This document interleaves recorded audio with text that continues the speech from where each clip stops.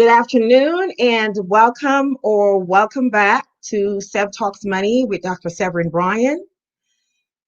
I am glad that you are here today. We are continuing our entrepreneurship series, and today we have a special guest who is joining us.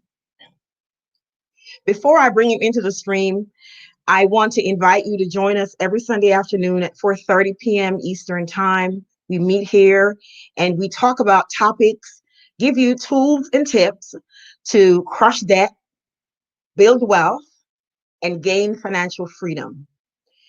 You can check the description of the videos and you will find helpful information, including disclaimers around topics that we discuss on this broadcast. So without further ado, let me share some information about our guest, and then I will bring him into the broadcast. He is a native of Red Springs, North Carolina, a two-time graduate of North Carolina Central University. He's been providing legal counsel to for-profits and nonprofits in North Carolina for over 15 years. So he has the experience and the knowledge to share with you guys. He teaches at the University of South Dakota School of Law, runs a legal education company where he trains lawyers. He is a seasoned entrepreneur, attorney, and real estate investor. So, subscribers and visitors, please help me welcome attorney Timothy J. Peterkin. We are so happy that you joined us today and decided to share, accepted the invitation, first of all, and decided to share with us your knowledge around business formation and any other things that you can share with budding entrepreneurs. So welcome to our Sunday afternoon broadcast. Sure. Thank you. And thank you for inviting me. You are very welcome. Now let's dive right in. We're talking about entrepreneurship, and today's topic is around business formation and the things that go with that. And so what can you share with us around the importance of having the correct business type when we form our businesses? Sure, I'll be happy to answer that. I think the first thing to acknowledge is that the bigger idea for the business is probably the most important thing. I know a lot of people probably think that creating the business is actually the harder part, but actually running the business is the harder part. And so thankfully, most states, including North Carolina, have really simplified the process for a for-profit company. And so that's a good thing. It turns out that a for-profit company, the application to get it started is like a page and a half. Now, that doesn't change the fact that it's important and it protects you from liability, but as far as being complicated and time-consuming and expensive, it's not. And so truthfully, that means anyone who's interested in starting a business, one, they should know that they can do that, that the legal procedure is not going to be a hindrance to them starting their business. Yes, and here in Georgia, it is very easy, well, simple, I should say, to do the same. I've heard horror stories about California and and New York, so Mhm. I don't know, but everybody I've spoken to, they're pretty much saying it's a pretty easy or simple process to start a business. Now, when I started my business, I'm a service business. I'm offering coaching. I'm offering um, uh, you know, speaking engagements, that sort of service. So I decided to form an LLC Mhm. because it, in my mind, it would protect my personal assets. And there are things I know I needed to do to make sure, as they say, piercing the corporate veil, Right. that doesn't happen to me. But what can you share with our viewers in terms of things to consider, whether you want to do an LLC, an S Corp, C Corp, what are some of the basic things that they might want to consider when they decide to do that? Sure. The two biggest options to choose from, and again, we're only talking about for-profit businesses. It Right. changes when you talk about nonprofit. But the Yes. two big entities are the LLC, which is a limited liability company, versus what we call a C corporation, which means at the end of the name of the company, it's INC for incorporated. And generally speaking, today, the easiest way to think about it is that LLCs are taxed at your personal income level, which means the example would be your business makes $100,000 and you pay yourself out of that business $60,000, and the other 40,000 either was retained or went to expenses. And so on your tax returns, you would end up paying taxes on the $60,000. So the Right. difference would be if you filed an INC, if your corporation makes $100,000, you pay a corporate tax, and then you pay yourself $60,000, and then you would end up paying yourself that, and so the IRS would get the benefit of both levels of income. They would get the corporate tax and the individual tax. Yes. I was actually, that's not fun. No, you want to avoid that. Yes. Hi, Beverly. Thank you for joining us. Okay, so another thing that as part of my service business, one of the things, and I'm still fine tuning because I just started my official business. But Mhm. one of the things I have to consider is a service agreement, disclaimer, because I am offering a service, and I want to make sure that when I offer that service, I don't make promises that, I can't say I'm going to coach you uh, for 6 months and you're going to become a millionaire, or some outlandish thing. So I have to put in there specific information regarding what it is I'm offering and what you are.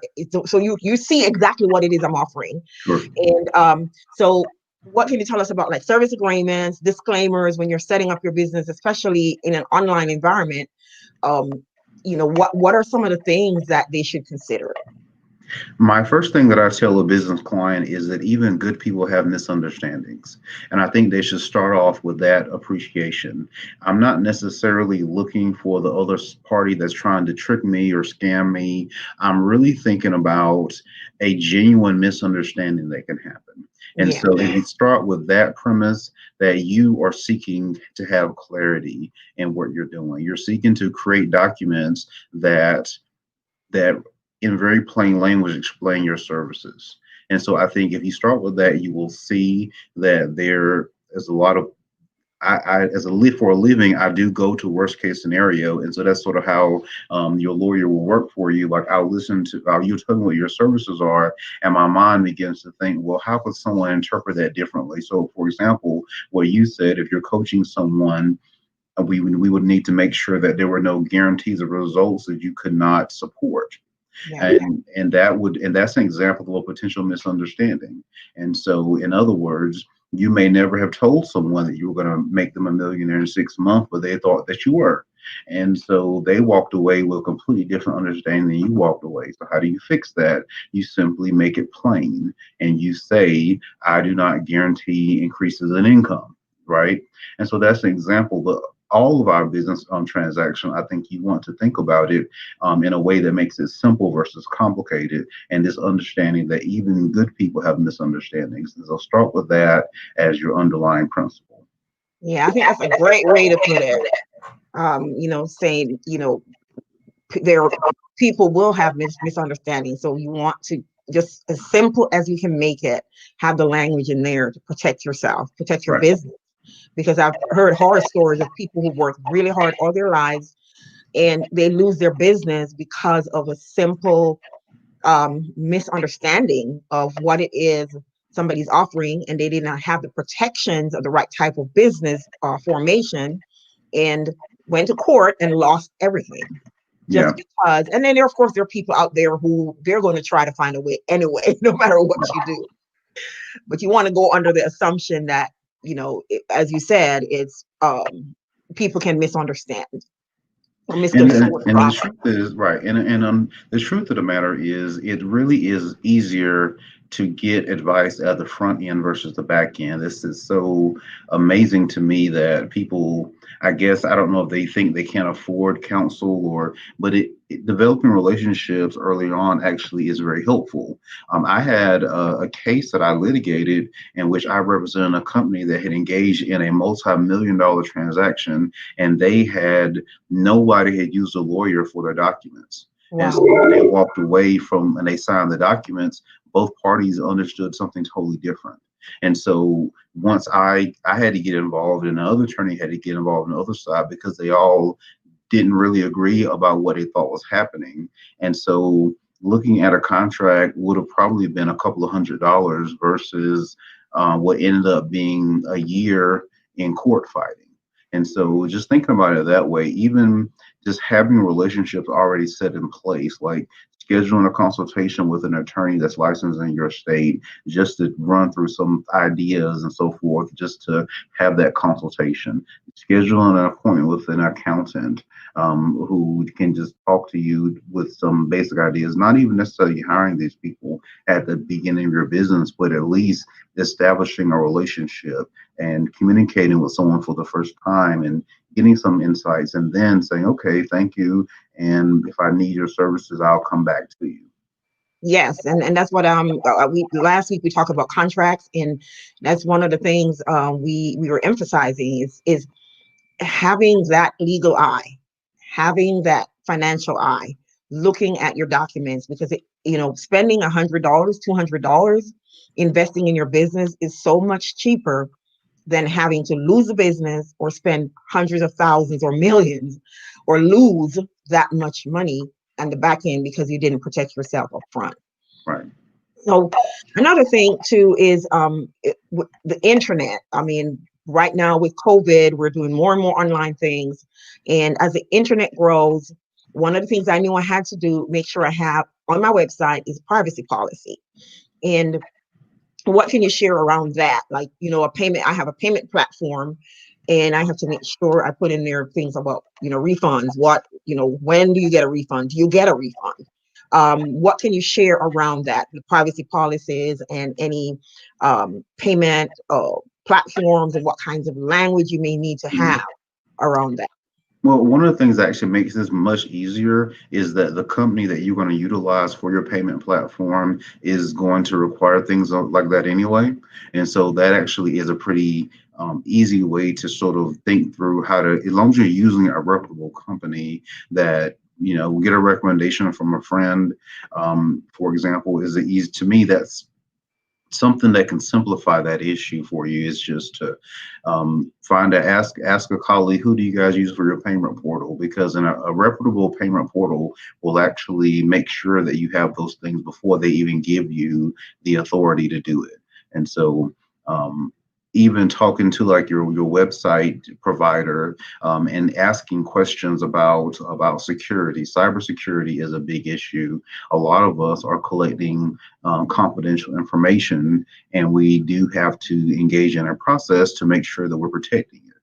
Now, does that mean that you personally have to be a cybersecurity expert? No, that's not the standard. However, sort of like in my profession, the state bar that regulates attorneys simply requires that we've engaged in a good faith effort to protect client materials online.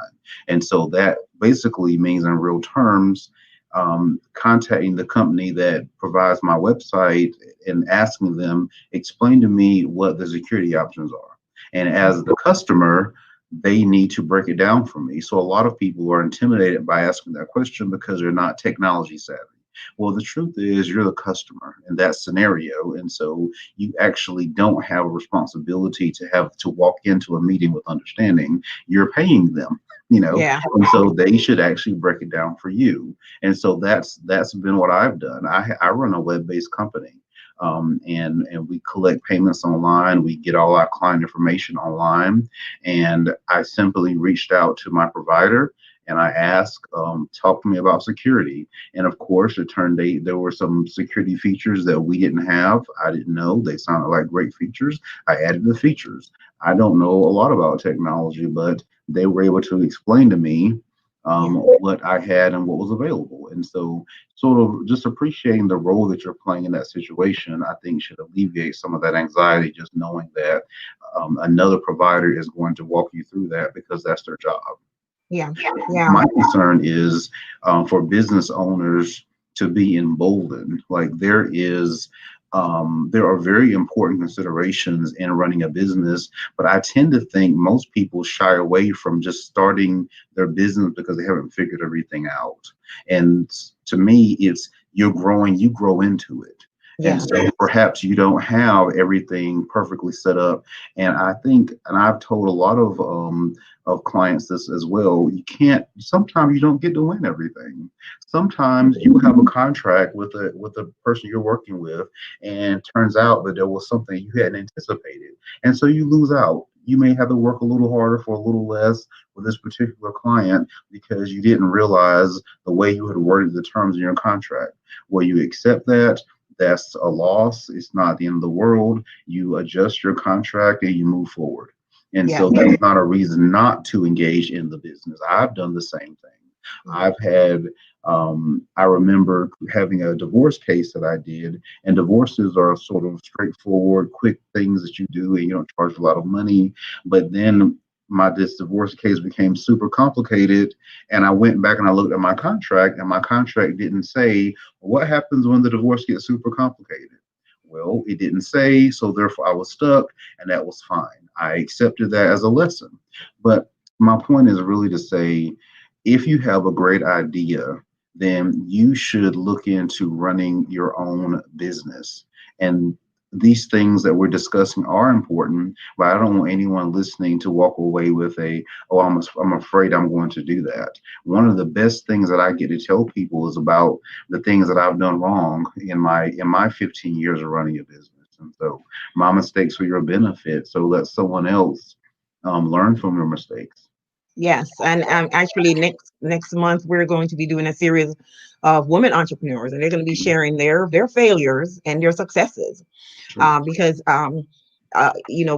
we learn from, as we say, when I was going through my doctoral program, we stand on the shoulders of those who've gone before.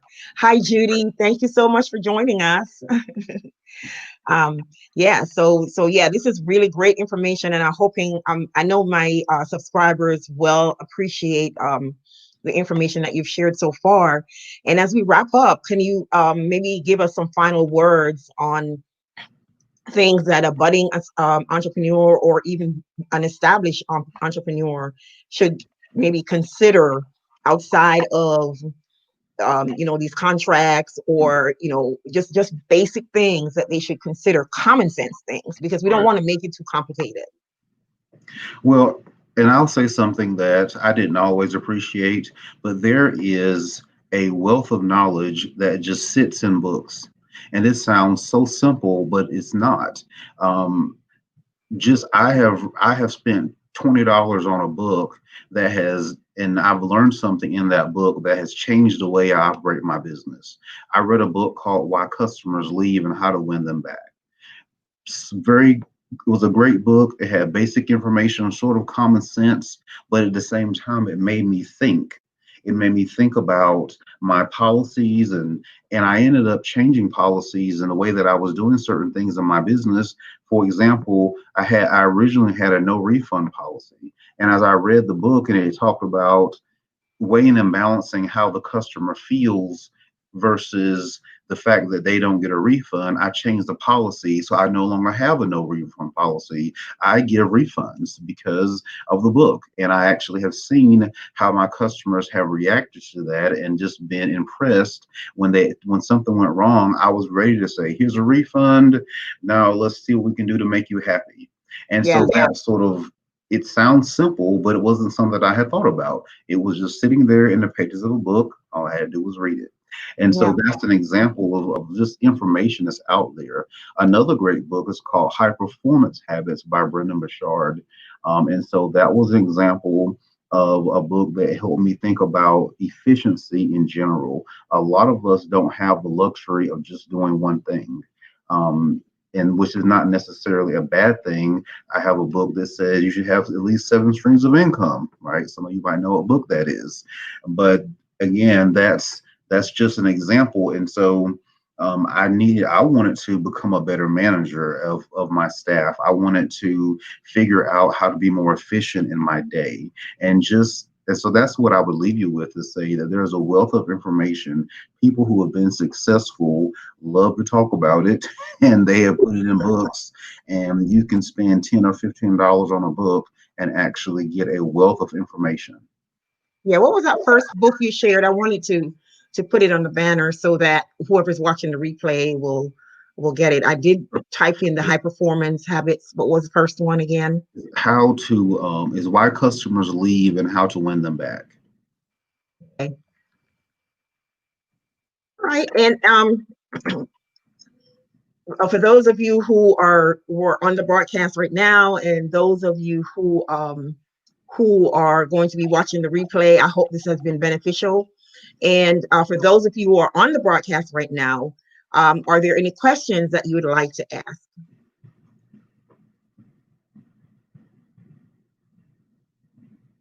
All right, and I'm putting the name of the book up for the other book, Why Customers Leave and How to Get Them Back. And then that's of by course, David. It's by David Avron.